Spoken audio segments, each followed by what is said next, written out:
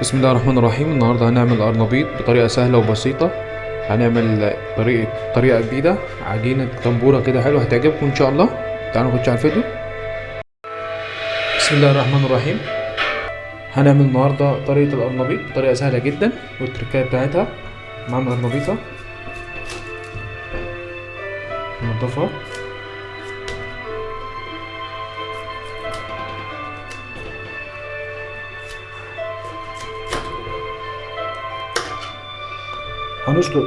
هنسلقها في الميه بتاعتنا.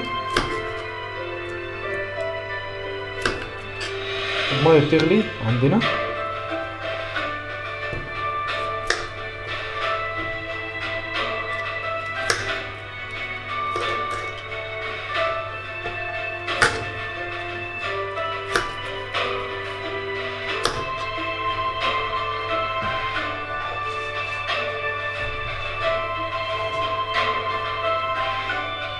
كده هنزل بالقرنبيط بتاعي في الميه المغليه. هحط في الميه ملح واحط شويه كمون. الميه كده غليت عندنا، هنزل بقى بالملح، هنزل بالكمون،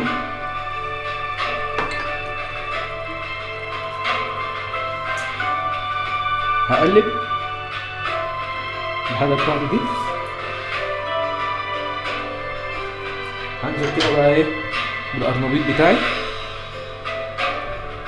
هديله كده اقل من نص غلوه عشان ما يتقعش، عشان ما يتهريش طبعا.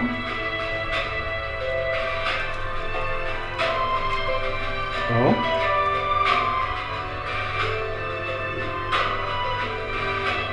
سيبه بقى كده على نار هاديه كده، ياخد غلوه كده. احنا ما نسلقوش قوي.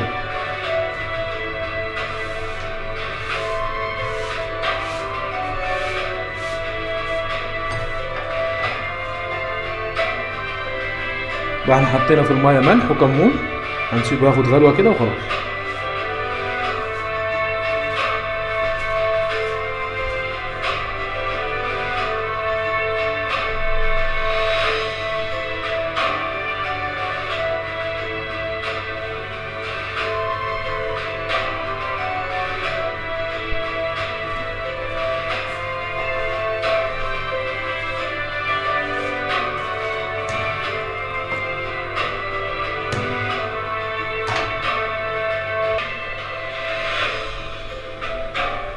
وكده خلاص قربنا ننزل القرنبيط بتاعنا. هنعمله نص سوا، والنص التاني طبعا هنسويه في الزيت عشان خاطر ما يتهريش معانا لما نيجي نعمله في الزيت ويهدر معانا القرنبيط بتاعنا.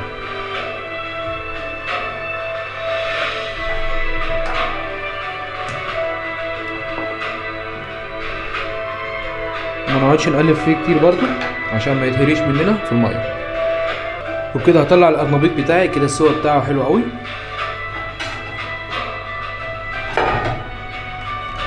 هجيب طبق وهطلع القرنبيط على الطبق. لو حابين نحط تلج عليه ممكن نحط تلج عشان نبرد بس القرنبيط بتاعنا.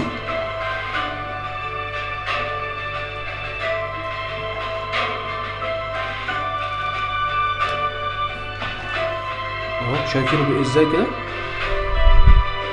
كده حلو متماسك اهو. كده احنا لسه هننزله في الزيت.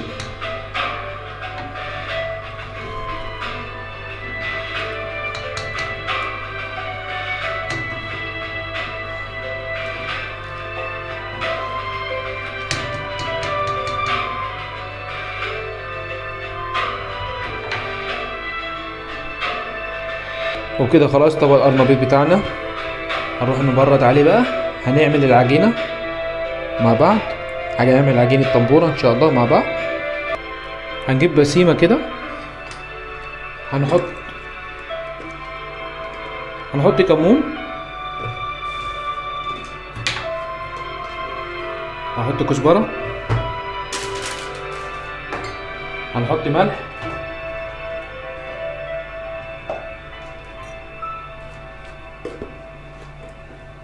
هحط الشطة. انا بفضل الشطة، هكتر شطة.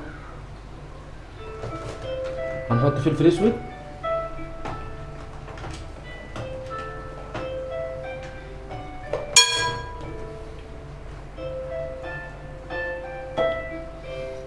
هحط هنا سنة كاري، هحط سنة كركم صغيرة،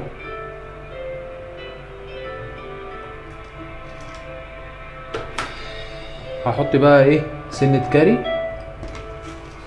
الكاري هديها طعم حلو، معلقة كده صغيرة كاري، هيغير التتبيلة معانا على طول. كده بقى هحط التوم بتاعي، هحط التوم بتاعي، توم مفروم. احط بقى الشبت والكزبرة الخضرة بتاعتنا،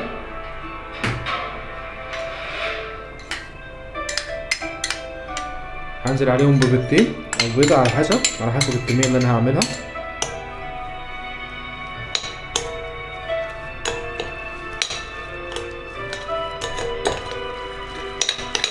هنزل عليهم بالدقيق،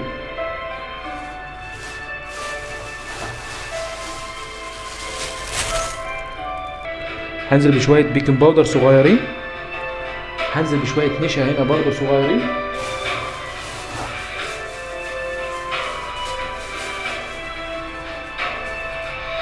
نشا مش كتير وبيكنج باودر مش كتير.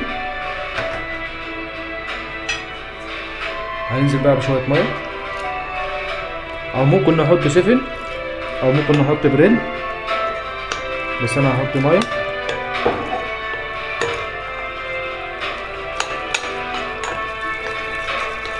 الكاري والثوم هيفرق معانا جامد.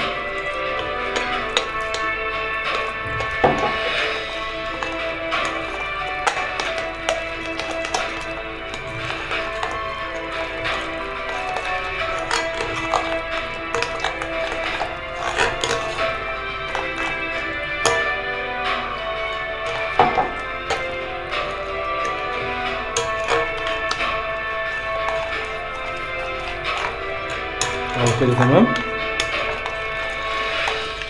كده عجينة التنبورة جاهزة بتاعتنا. هنعمل بقى الدقيق بتاعنا.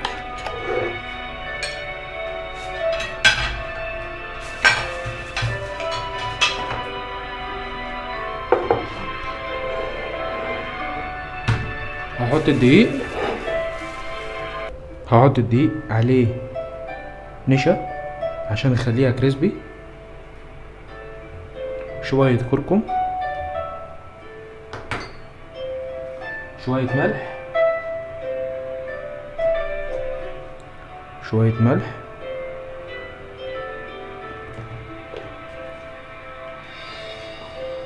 نحط شوية كركم تاني. كده خلاص يبقى ايه الدقيق بتاعنا جاهز. ممكن احط شوية كركم تاني برضو، هنحط شوية كركم تاني على الدقيق بتاعنا عشان خاطر الدقيق بتاعنا ايه فاتح شوية. هحط كركم وكاري، هحط الاتنين كركم وكاري.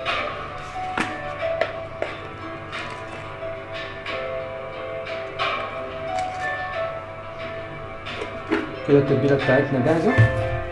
هجيب بقى القرنبيط بتاعي، انا هنزل القرنبيط بتاعي في التتبيلة ديت وهسيبه كده لمدة مثلا ربع ساعة مثلا عشان كتر.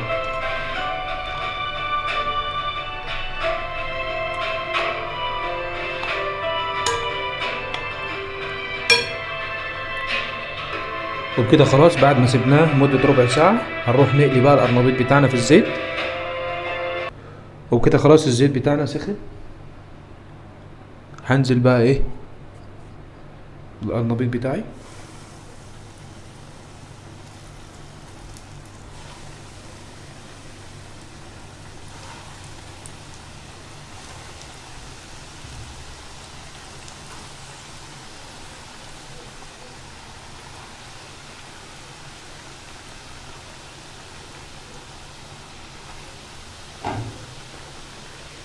طريقة ان شاء الله هتعجبكم، جربوا التتبيلة جميلة جدا هتعجبكم ان شاء الله.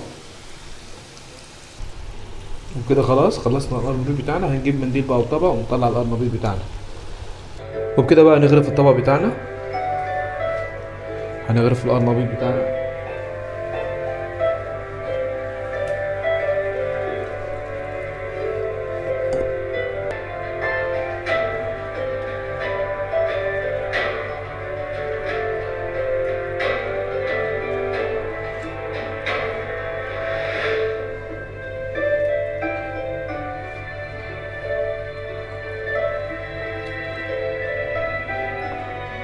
وكده خلاص خلصنا طبق القرنبيط بتاعنا.